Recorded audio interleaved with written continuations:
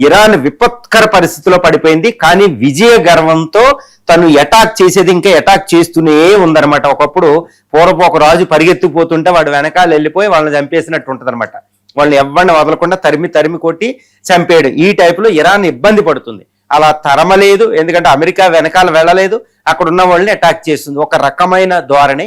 కానీ అసలైన యుద్ధానికి కారణమైన ఇజ్రాయెల్ మాత్రం ఒక డిఫరెంట్ గా తన లక్ష్యం వైపు దూసుకుపోతుంది అనమాట.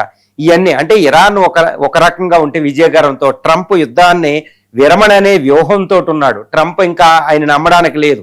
కానీ ఇజ్రాయెల్ యుద్ధ లక్ష్యం వైపు దూసుకుపోతుంది, కానీ విలవెలలాడుతుంది. కానీ అదే టైంలో ప్రపంచం మాత్రం విలవెలలాడుతుంది. ఎందుకంటే పెట్రోల్ ధర, ఈ పెట్రోలియం బ్యారెల్ $119 చేరి అక్కడే ఉంది. ఈ స్టాక్ మార్కెట్లు మళ్ళా కొలాప్స్ అవడం ప్రారంభమైంది. కాబట్టి ప్రపంచం అంతా విలవిలలాడిపోతుంది. ఇదంతా ఒక పక్కన ఉంటే ఈ హర్మూజ్ స్ట్రైట్ కేంద్రంగా యుద్ధం జరుగుతుంది. ఇలా ప్రస్తుత వాతావరణం ఉంది. కానీ ఇక్కడ 13వ రోజు, గత 24 గంటల్లో యుద్ధం అంతా కేంద్రీకృతమైంది హర్మూజ్ స్ట్రైట్ ద్వారానే.